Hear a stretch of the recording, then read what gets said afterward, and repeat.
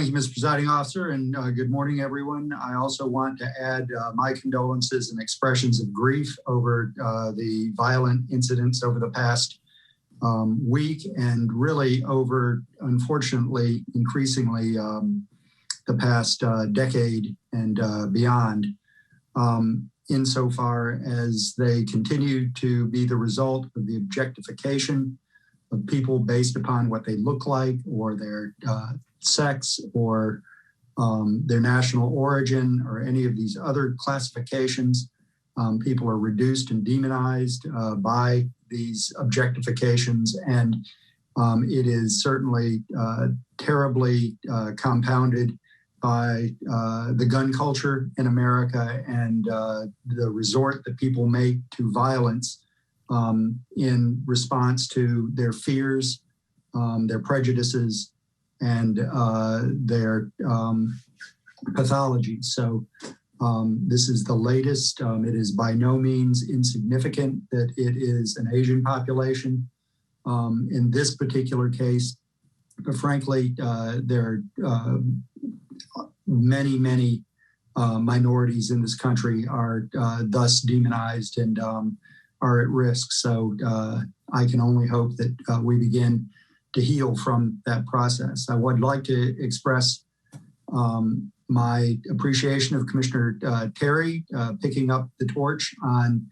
ballot access. I think that the efforts of the Board of Commissioners, after having heard from our constituents in 2018, after a substandard primary election, then really, or a midterm election in 2018, really galvanized the Board of Commissioners to work with the Board of Elections and to form a bipartisan coalition to work to make sure that those resources were available. Commissioner Larry Johnson did great in bringing grant funding, and as the chair of the Ops Committee, a role that Commissioner Terry now leads, to really ensure that both the expectation and the resources were there for our Board of Elections to accomplish what they did this November under very trying circumstances. So thank you, Commissioner Terry,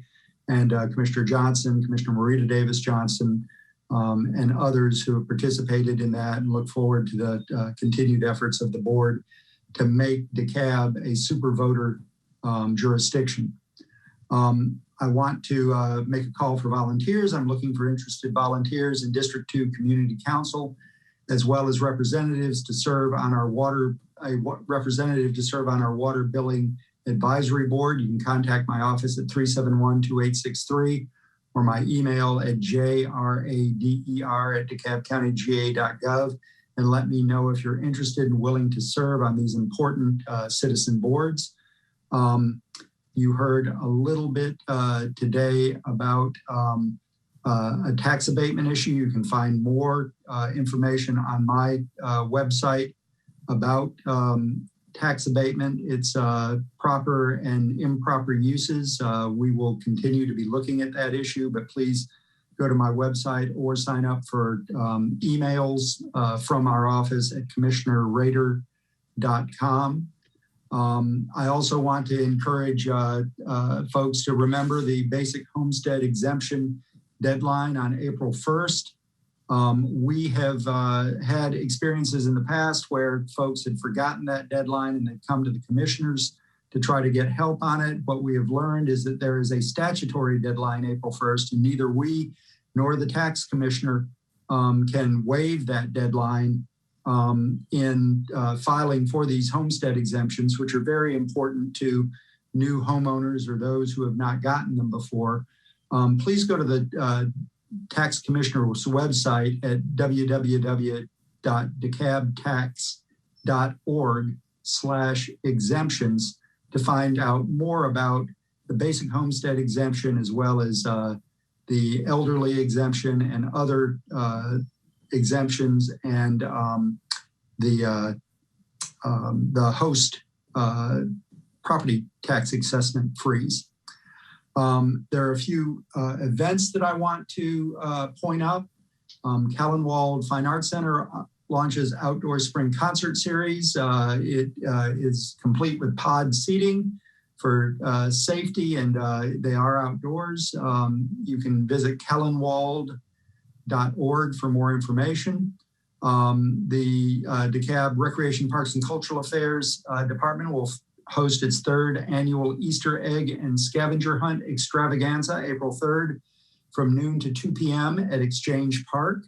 Another scavenger hunt will be at Mason Mill Park as part of the Atlanta Science Festival. All you need is a pair of walking shoes, a compass, or an app on your phone, and the instructions. If you're interested in fun adventure or having wanted to find the gnome homes hidden in the park, this scavenger hunt will be a hit for you and your family. Visit atlantasciencefestival.org for more information. Finally, Park Pride's Parks and Green Space Conference will be held virtually on May 4th from 9 a.m. to 4 p.m. The year's theme is New Case for Parks, with a focus on how the events of 2020 have altered our world, and in such a way that makes urban parks even more important than ever. Visit parkpride.org for more information on that event. And as I said, please visit our website at commissionerrader.com. Sign up for our news and commission agendas. We send them weekly. Please also let me know if you would like me to attend a virtual or outdoor gathering with you in your neighborhood. Please contact me as I can help address issues or areas of concern in your community. And finally, I'd like to say that I am really looking forward tomorrow to getting my first COVID-19 vaccination by virtue of newly opening the qualifications for folks over 55. So I'm eager to get that done. And I appreciate the work of everyone in public health, from the federal level right on down to our local Board of Health to make that possible. I will certainly be feeling good after I get that shot. So thanks very much.